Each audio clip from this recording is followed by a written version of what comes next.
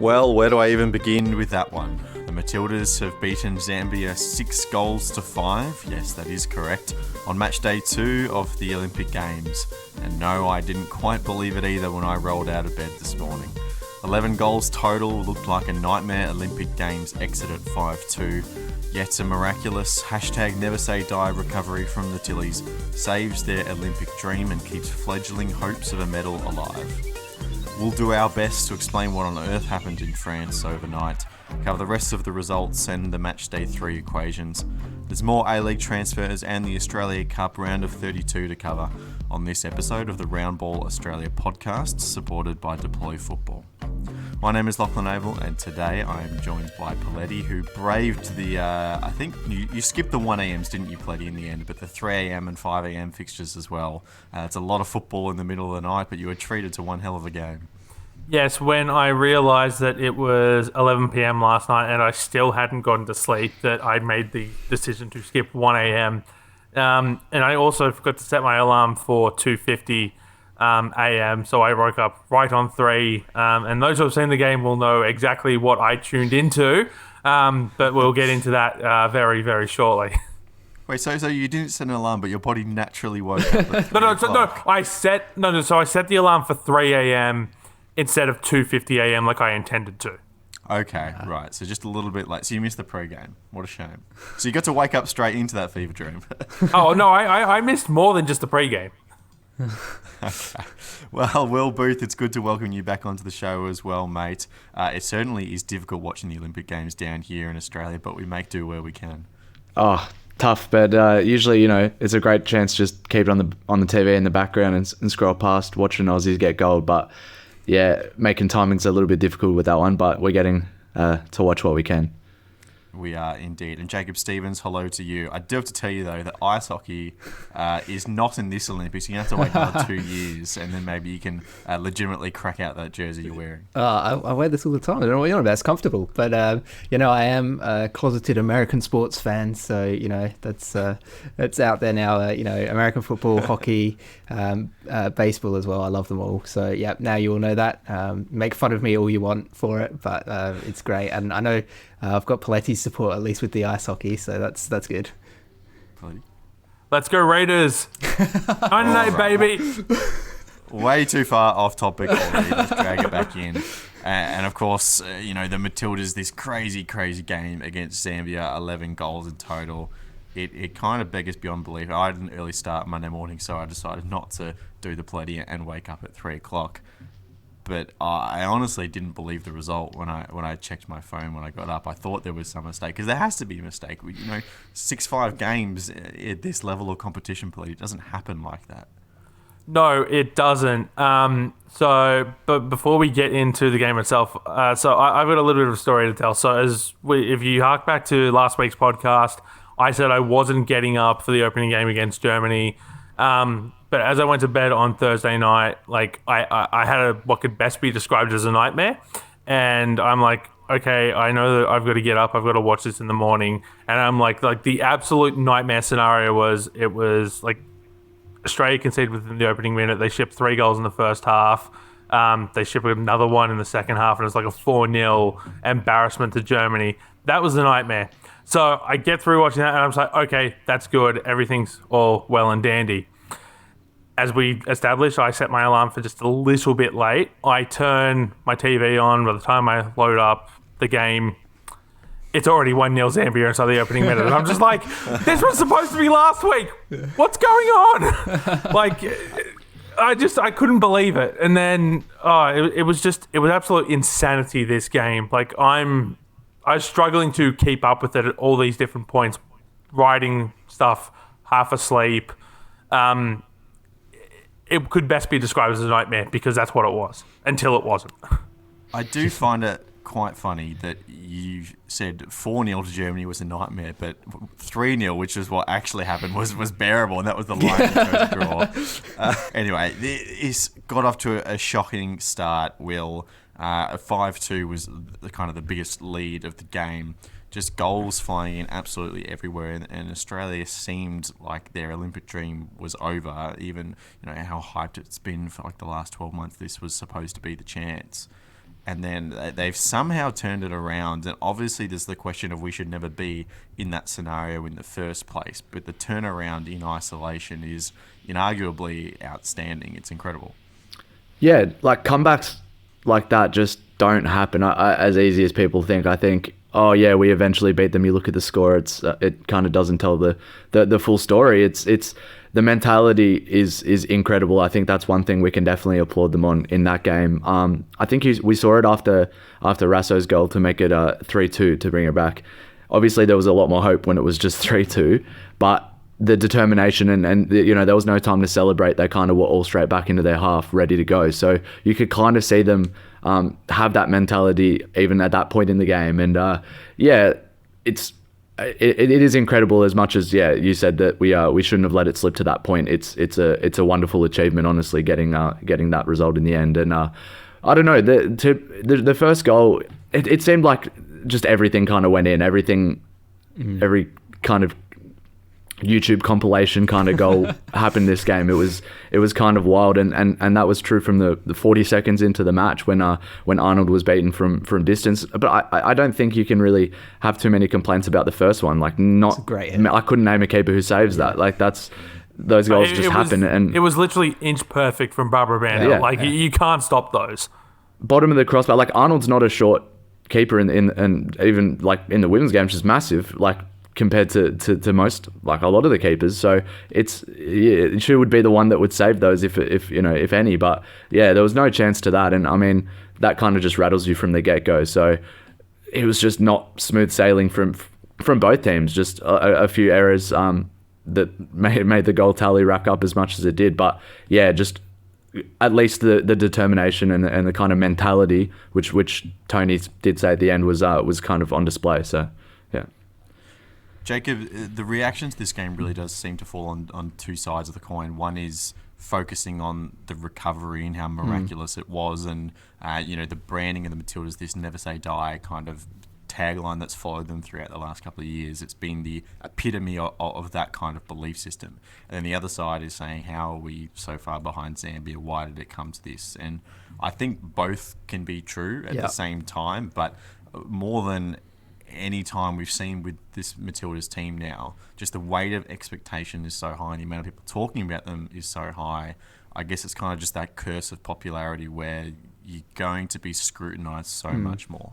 Starting to stray into a Robbie Slater territory there, Lockie, with some of that going on. I'm just pointing out the opinions. No, but just saying what they were. It's definitely a point worth discussing, though, because you are right in that they've sort of been given this label now of being Australia's team, right? And how, the whole nation gets around them whenever they play and all of that. And you can't deny that would put a ton of pressure on anybody, and for, the women's team heading into the Olympics, it's not like the men's competition at the Olympics, right? The Olympics in the women's game is actually a really big deal, and it means a lot. And, the added pressure of then having the whole country behind you and all of the media who usually completely absent from the women's game, all of a sudden paying close attention to what you're doing, your results, how you're performing, it's not something that they're used to, right? And I think that's definitely something that doesn't help. But you're also right, Lockie, in pointing out that, should they even be in this position against someone like Zambia in the first place? I mean, Will did mention, that first strike in particular was an absolute beauty,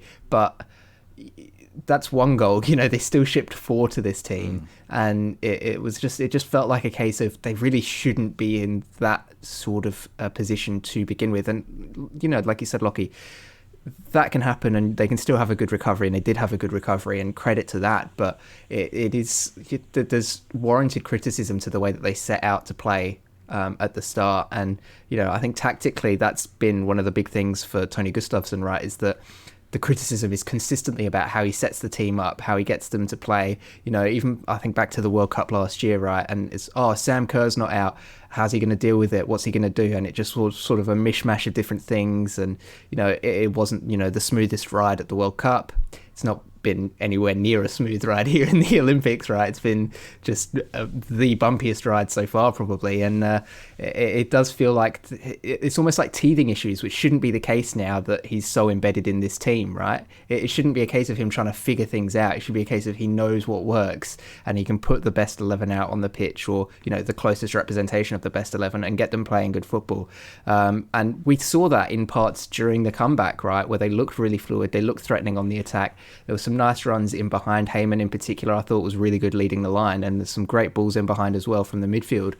And it's just like, well, where was any of that for the sort of early part of the game? It just felt like on the bench. Well, yeah. Well, that's a big criticism, right? Is why are some of these, you know, key playmakers on the bench in the first place, when you know that they're the ones that are going to help create goals and really, you know, keep you in the match, but also put you ahead against these teams that, you know, no disrespect to Zambia, but you think about it, should feasibly be beating them, you know, 99 times out of 100, right? Like, yeah, it just does seem like there's somehow Tony still hasn't quite figured things out here, and, you know, obviously his contract comes to an end after these games. And I think that that's going to be a big talking point now, if the Matildas can make it out of the group, is, you know, what success would be able to save him from, you know, surely not having his contract renewed, because with the way that they've performed, it doesn't look good for him.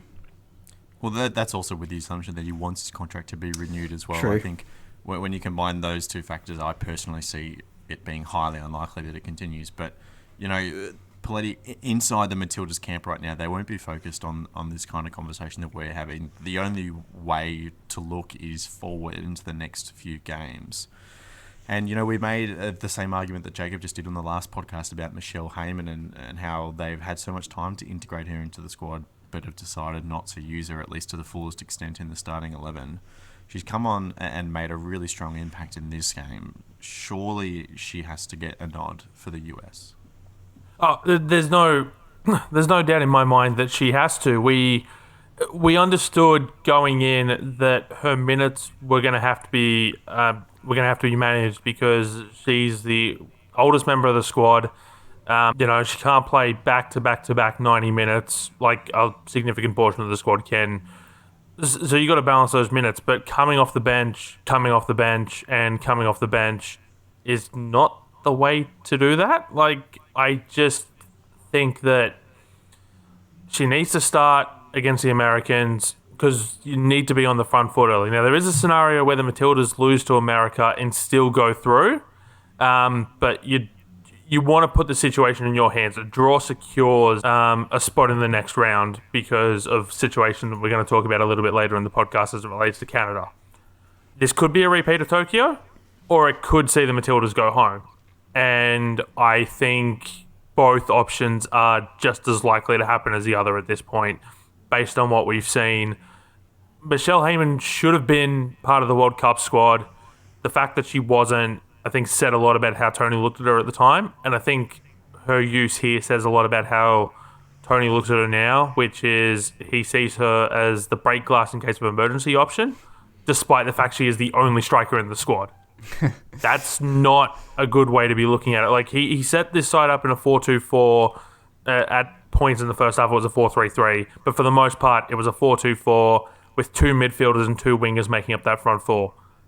I don't care what side you're coming up against, unless it's like some of the lower nations that we might have to face in qualifying, you know, through the AFC. That's not a recipe for success. So the equation going forward here is that, you know, as Poletti says, there is an equation where the Matildas lose and still go through. There is also the equation where the Matildas win and still get stuck in third position and end up on the tougher side of the knockout draw, which is not ideal either. As you say, Poletti, the US in the final match day, they have secured progression, not 100% in top spot just yet, but they do have a significant goal difference advantage. So potentially some rotation could be in order. We know the games come even tighter in the Olympic Games than they do in regular international tournaments. Obviously, we're playing the third game within 7 days of each other. So rotating players for rest is incredibly valuable. Potentially that could be something that Emma Hayes looks towards. But the reality for the Matildas is, the lower half of the bracket, getting a top 2 spot is incredibly valuable. It increases their chances of medals a lot. But even if you do sneak into third with a point or potentially a loss here, you're still only 2 games away from the medal. And this comes back to what we were saying about the Socceroos in the Asian Cup and, England even. You were talking about this pre-record in the Euros. It doesn't really matter sometimes, especially on the table, the kind of football you're playing. It's the 3 points and the goals that matter. Yeah, you have to hope the Zambia result kind of acts as a wake-up call to them. As you said, a couple games away from a medal, and that should be enough to drive them, to be honest. And yeah, I think Emma Hayes, hasn't been in the job too long, and so still probably does want to experiment and try some things to work out kind of her squad going forward, and yeah, like secured advancement and not quite top spot, but I think it does look like it's a real possibility that we will see some kind of rotation there. And I think that the US's game probably suits Australia a little bit better as well. I think watching the US in their previous game, they're threatening in ways that I think Matildas are probably more used to. It seemed like they were kind of shocked and rattled a bit here in the way that they were taken on, and I don't know. It seems like it might be just a better matchup, honestly. For sometimes you want to play against more structured teams, and it's something you can prepare for more, a bit more in the training sessions, rather than kind of, how do we deal with a few key star players who are going to kind of use their individual brilliance to score a few worldies against us. So yeah, in that way, I see that maybe this, as silly as it sounds, could be a better matchup. So no, plenty of positives to look forward to, and yeah, hope this acts as a big wake up call. I think just the other advantage that can't be understated as well is that because of the way the group standings have played out, the USA secure top spot with a draw. So as much as I want the Matildas to finish in a top 2 spot in the group, as we've just talked about, getting to the knockouts is the most important things, and they would do so with a draw as well. Do we get one of those, handshake agreements? Let's just play out a 1-1 draw. Let's just play this. Like, it basically repeat the final group stage game of Tokyo. 1-1 draw. Thanks for coming. Let's play out this 90 minutes because we have to. Let's all get through unscathed, uninjured, and let's get into the knockouts. Yeah. I think then scoring first in that game would be massive then, because if the US are kind of chasing the game, they might not, throw all the firepower out of the bench if they're just content with getting a draw if they've got that one back. So, I mean, yeah, the possibility's there for sure. Maybe you don't want to score early then. You don't want to awaken the beast too early and have them run back at you. Score in the 60th. Let them have one back. Easy. Play out the last 10 minutes. A bit easier said than done, Will. No. That's my prediction. We're doing Olympics predictions. That's put me in. There you go. There's the script.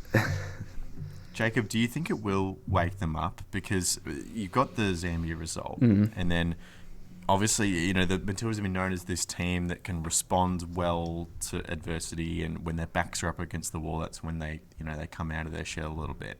The first game against Germany, you've got 2 very good teams in your group in Germany and the US, and you're almost thinking, in the back of your head, it's okay, we're allowed to lose one of these. It's not the end of the world. 3-0, not ideal, but we kind of fell away late in the game and 2 set pieces, whatever. But now Zambia have come at us and we've barely squeaked away from it. It is seriously do or die now. Is that what they need to get them going? Yeah, I don't know. And I like what you just said there as well about 2 set pieces against Germany, because that's been a big bugbear as well, is just how many goals the Matildas concede to set pieces over the last 12, 18 months. There's been, I know Poletti messaged me this morning and was like, I don't think I could count how many goals they've conceded from set pieces. And that's been a real problem area for them. And I think that the US at least should be wise to that and might actually try and exploit that a little bit. So that could be something to keep an eye out for, and maybe keep an eye out for something I might try and write if I've got a bit of time for Round Ball as well. Might be a talking tactics piece in there somewhere. But there's, this whole thing about they're really good about, coming back from behind and having their backs against the wall, and in some ways, yes, but in other ways, I think back to and I don't want to pry open old wounds or anything here, but the last World Cup with the England game, right? And it's this massive, like, it's one of the biggest games that women's football's ever seen, arguably, right? I mean, huge crowds, the two old rivals going at each other in the semi-final of the World Cup. Like, it's massive. And they get the goal back and then just don't keep at it. And it's like, if this is how they try a comeback against a higher quality side, then it's probably not a good idea for, them to just be playing to try and scrape something away at the end in games against, this higher level opposition like you get with, your Englands or your US. It could be a case of, well, they actually do need to go out there and attack early. And it could be a wake-up call, yes, I think, because they're going to realise that they might not be able to just rely on this grittiness and this determination at the end of games to get them through this one, because they are up against a really, really good side here, even with rotation, right? Because, I mean, there's going to be rotation, but it can't be really a huge amount because the squads are so small. So, they're still going to be coming up against some really good players in a good side with a very good manager as well. So it should serve as a wake-up call, and you'd hope it does, and you hope that they're ready to go out there and change some things and play a bit differently from the start and press home the advantage. But will that happen? I don't know. I guess we're just going to have to wait and see. Yeah, we will. Another couple of set pieces this morning as well. I wonder if the Americans practice them. Now, to go off this, sorry, go Will, go. Piggyback off the set pieces from today. I know that it's been a common problem, but the ones today they're such small errors that led to it. It's not indicative of a wide scale problem. I don't think the ones today specifically. It's a half punch from Arnold for one of them, and it's a ball she probably she should have come for sure, but she starts a little bit too deep for me, and then probably can claim it instead of the punch as well. I think she probably had enough time there, and then the one for Cooney Cross for the fifth goal, she kind of scans quickly back as the set piece is taken and put in the box, and she just loses a metre and a half off her marker. And it's just little things like that. It's just to be switched on for 90 minutes. It not to take over the to get rid of your talking tactics piece, Jacob, but today just seemed like just such a, they weren't quite at 100%, and it was just kind of these small little brain fades that did cost them. Yeah, well, no, because I was thinking about the idea for that talking tactics piece, and I know we're up against the clock, Lockie. I see the look on your face, but I promise this will make sense in a minute. Now, this seems like something that might lend itself well to video.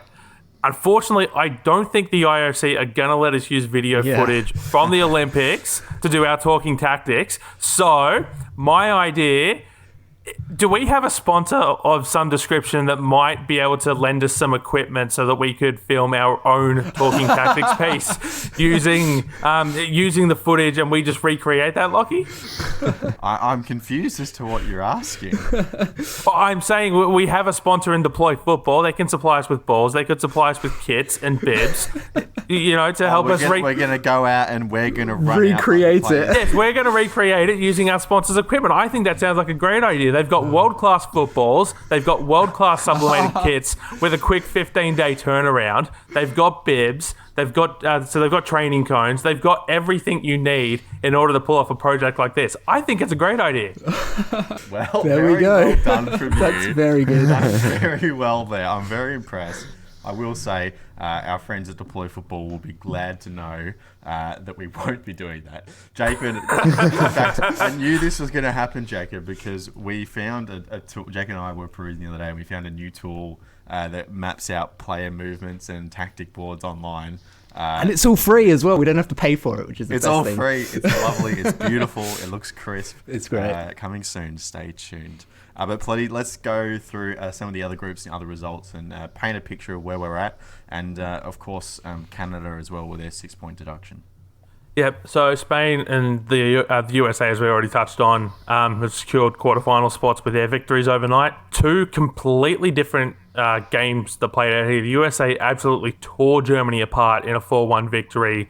It looked like a very un-German-like performance, almost like one of the games they had in the World Cup last year. It was just They never looked like they were in the game. You just tore them apart.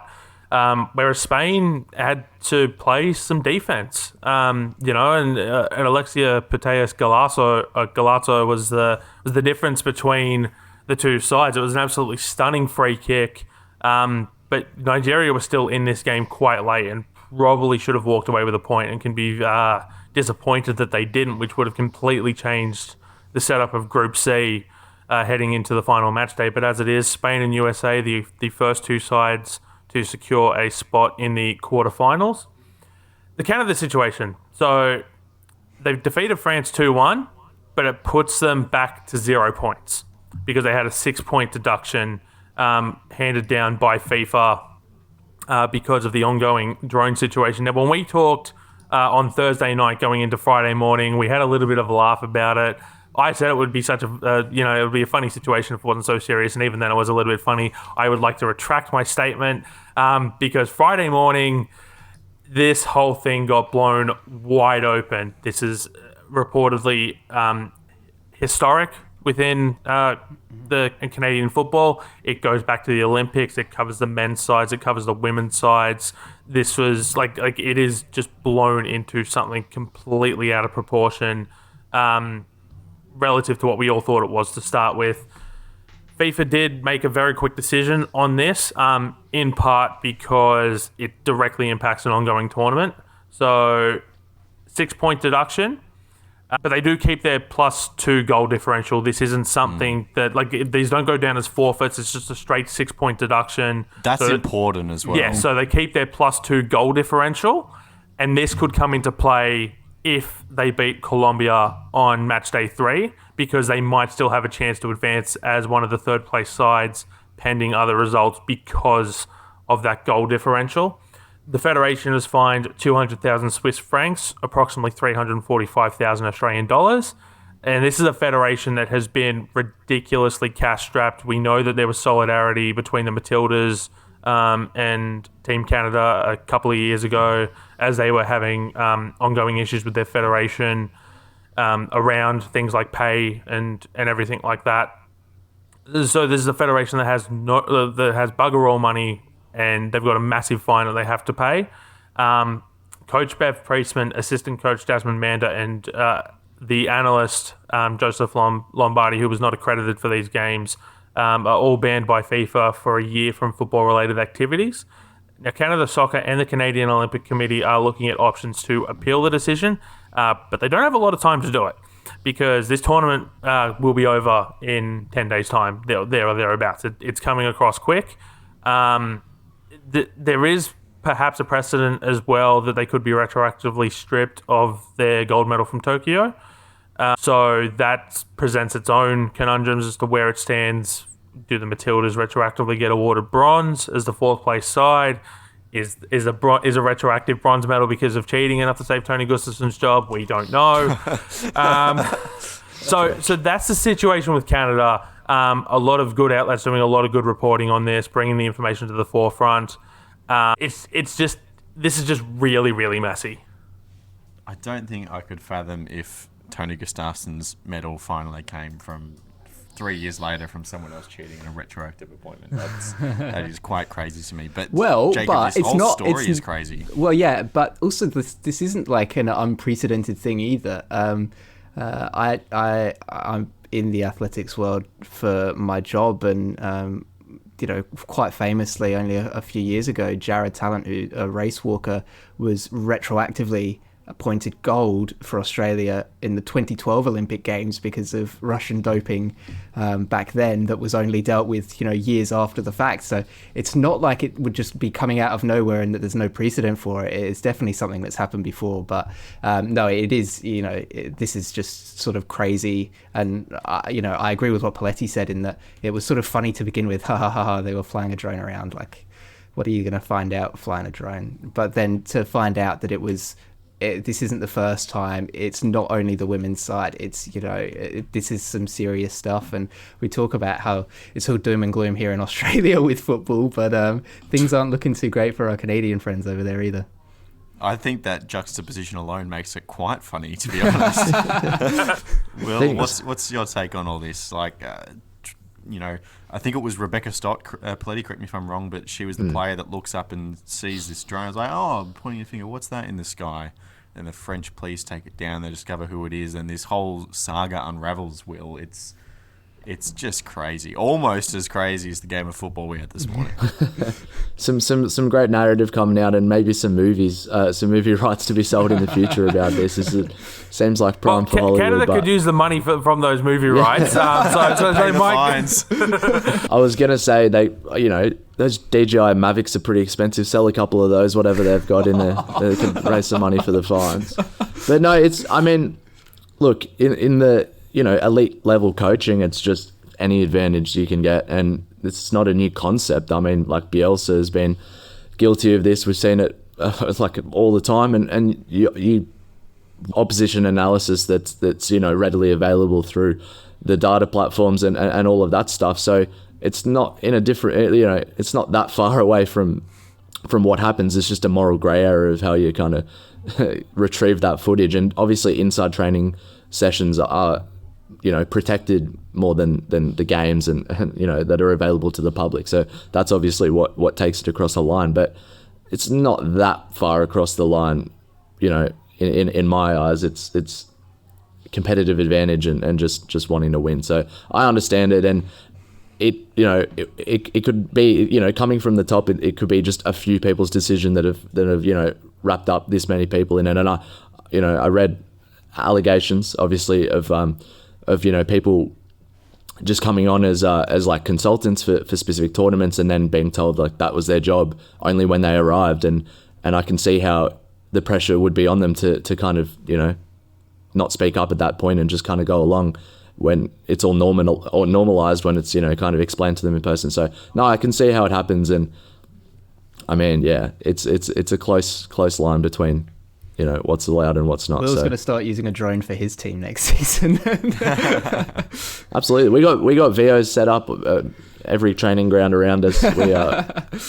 We love sneaking them in. So you reckon if Bev Priestman came out and did a 2-hour presentation to the media on how to beat New Zealand, she would have gotten away with it? That would have absolutely. Okay. If it was turned into content like that, then it would have been absolutely understandable. But it's because she didn't kind of publicise it after. Yeah. That's the issue. I'm joking, of course. It is a very serious issue, but it's hard not to be jovial about it in some way. But as Poletti said, it's plenty more to play out. And yes, only 10 days or so left in the tournament, but only 3 days until the impact is confirmed and knockout brackets will be decided. So this is all moving very quickly, and I'm sure there'll be more to share in a few days' time. Let's head back domestically to Australia. We're going to cover the latest in transfers. Only a couple since our last episode, but some very important ones as well. And the first one off the bat, Jacob, is Paulo Retre. Returns back to the A-League, but this time to Wellington Phoenix. I just feel like this is one of those moves where potentially, not seeking out a play that's going to break things open or whatever, but just a really quality, solid player to stick into your team and become part of that pool to formulate your game plan around. Yeah, and Wellington have had a little bit of turnover this off-season as well. They've had a few players leave. To bring in somebody with a bunch of experience who you can sort of rely on to do their role reasonably well, it's solid. And, they don't want to be outdone by their new neighbours in Auckland either, who have been making a ton of moves. So, to be able to bring someone in like Paulo Retre, okay, yeah, he's not a superstar signing. People aren't going to be super excited about it, right? But, he's not going to let the side down.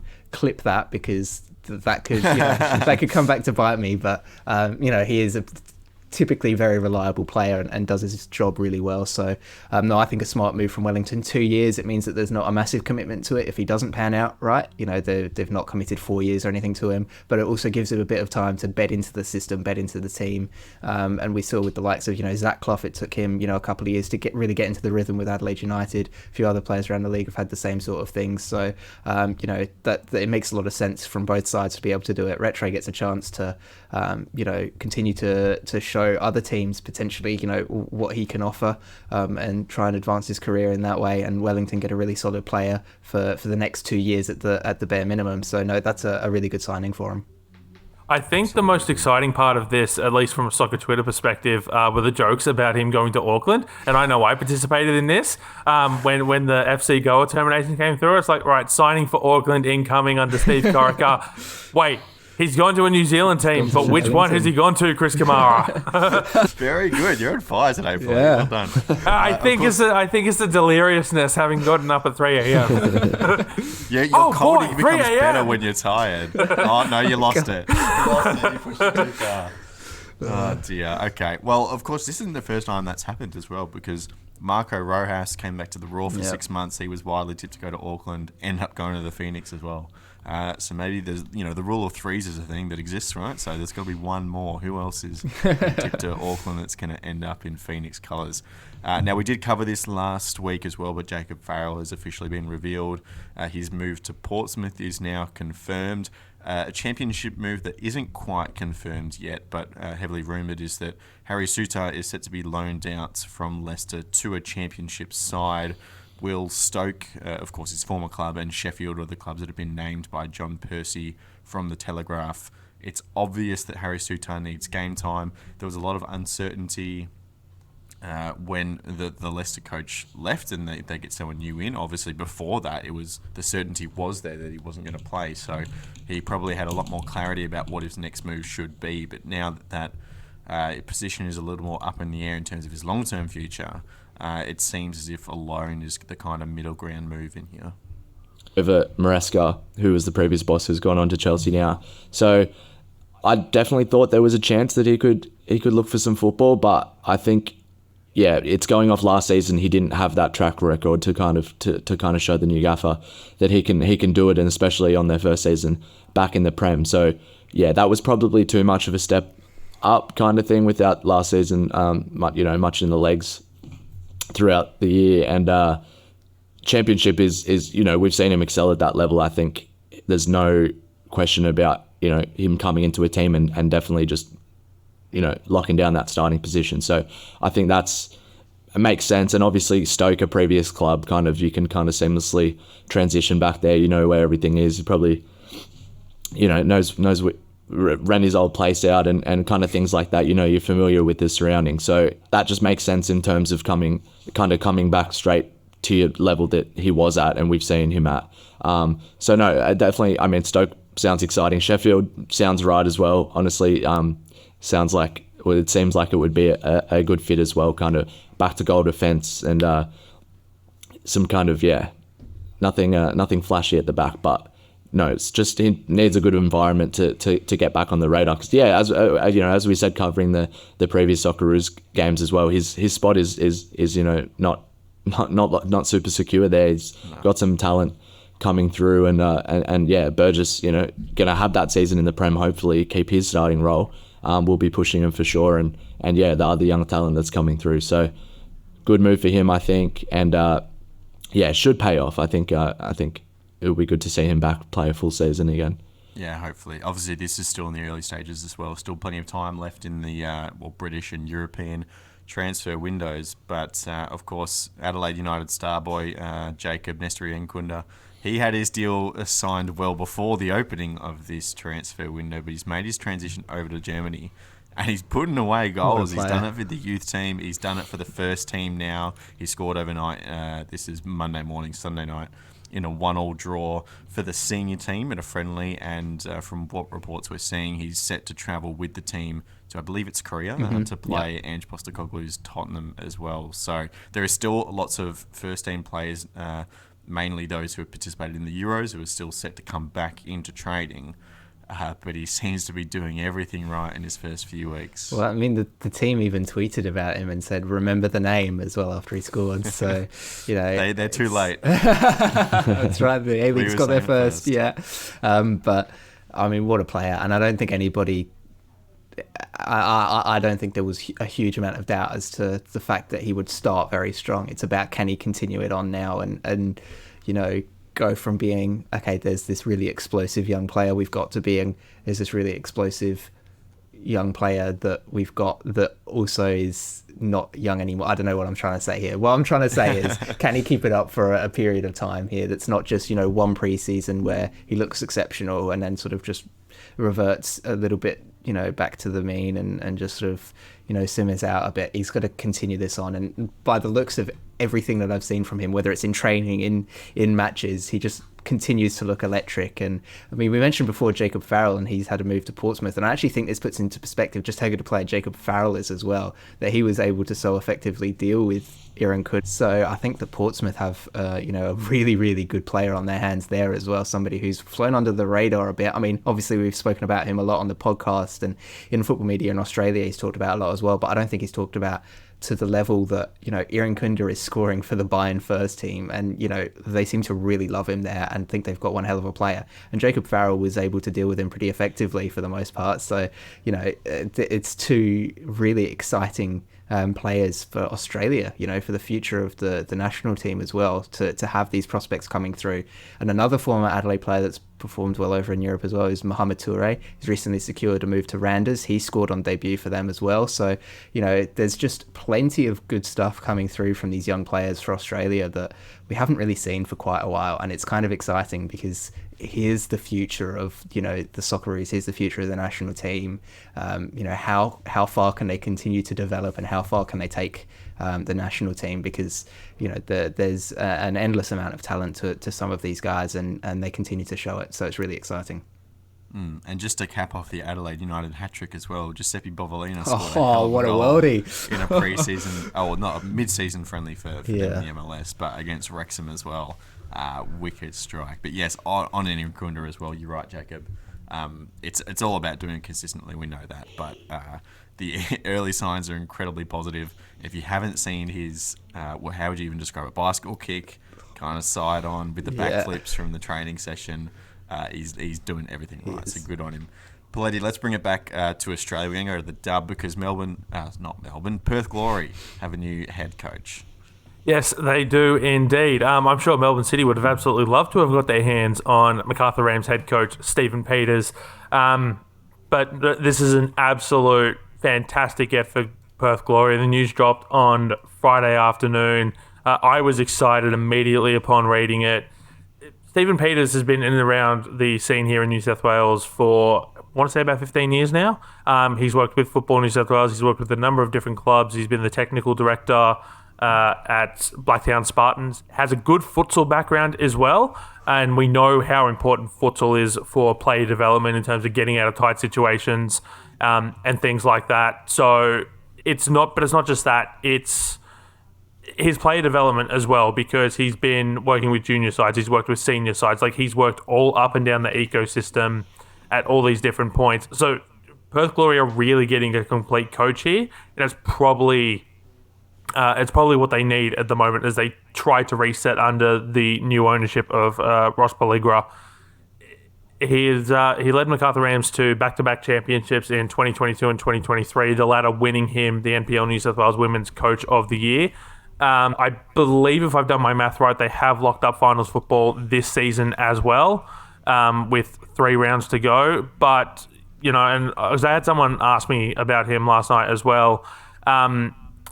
It's the way he goes tactically as well. He can balance his side. He can adapt very well to what the opposition presents itself, in terms of the way he presents his tactics. He's a great player manager. Based on players I've spoke to, they absolutely rave about him. I've already mentioned the player development side of things. But his in-game management as well is where a lot of the flexibility comes in, from knowing when to make substitutions if a game is in the balance to get his side back into things, or when to make them to hold on to a lead. Like, I really rate this signing. I think they're getting a very complete coach, and I think that it might take a small amount of time for Perth to get settled in with Stephen Peters, but when they do, this is going to pay dividends for him out there in the West. Finals football might be a stretch too far this year, but I also wouldn't be surprised if, come March next year, we're talking about Perth Glory well inside a final spot, if not already qualified, and we're talking about them going on deep on a finals run. As long as we're not talking about that in December and then they hit the implode like we did this year. So I'll tell you what, clip that. We'll revisit this in 9 months' time when I'm completely wrong, and I'll eat crow. We got to hold ourselves accountable, don't we? It's all That's part right. of fun. The other thing in Australian football this week is, of course, the first match days of the Australia Cup round of 32 are beginning, headlined by a massive clash between Oakley Cannons and Sydney FC. This is the Oakley that, of course, kicked out the Sky Blues of the Australia Cup in the quarterfinal stage a couple of years ago, so a big rematch back there.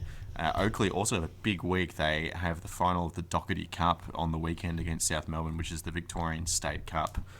Jacob, that's a couple of very important fixtures in the next few weeks, and they also have a top of NPL Victoria race to deal with as well.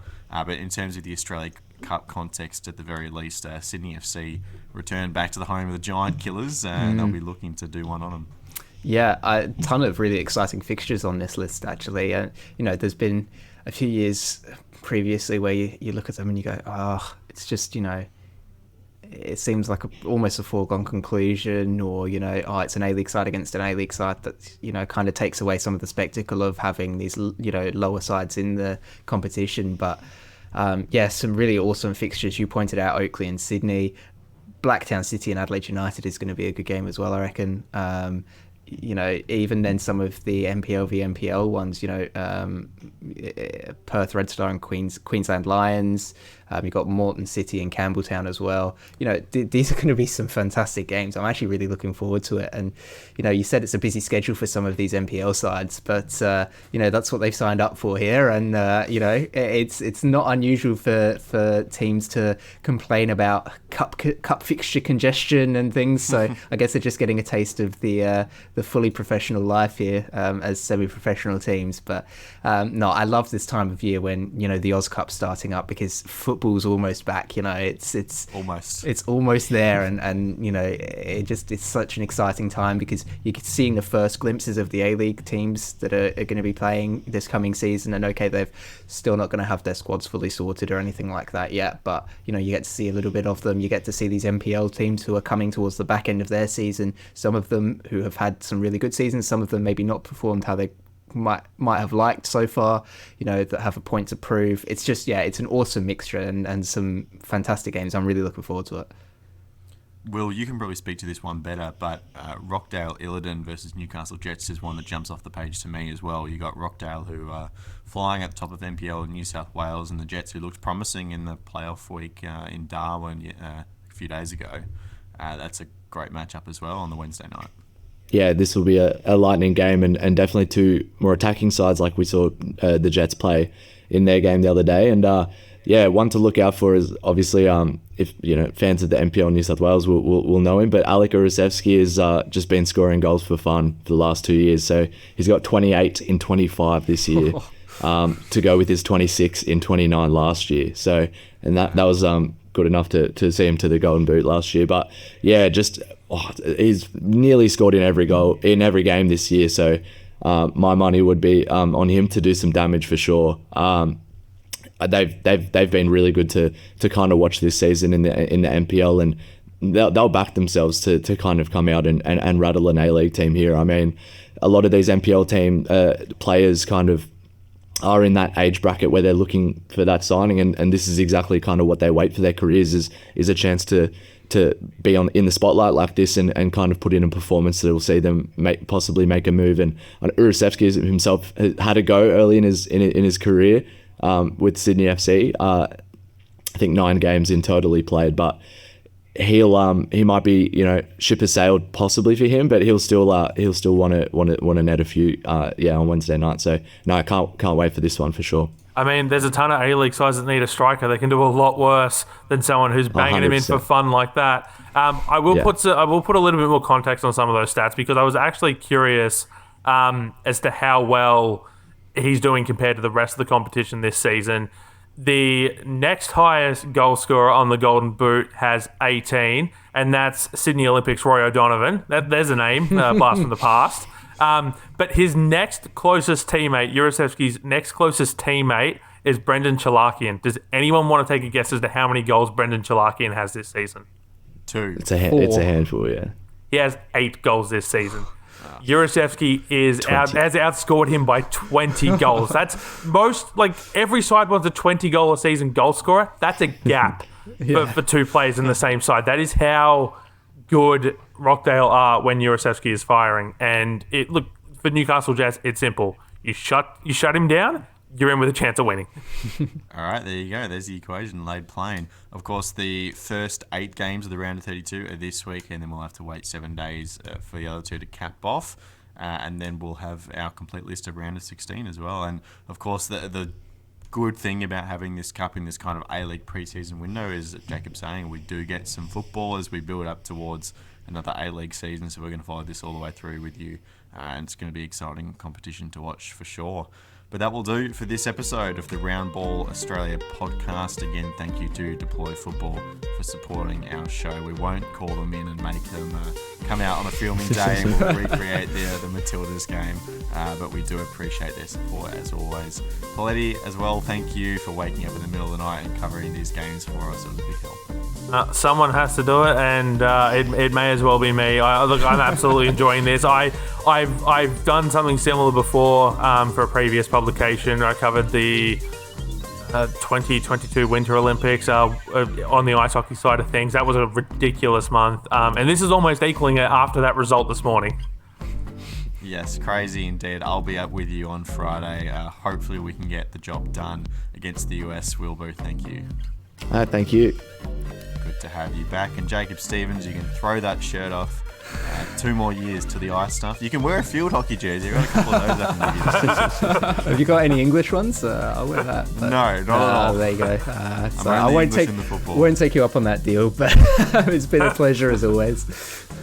All right, very nice. Thank you all very much for listening at home. We'll be back on Friday for the review of the Matildas game. I think it's actually on Thursday, isn't it? I misspoke, but the podcast will be out on Friday. There you go. But we'll see you all then. Thank you for listening. Goodbye.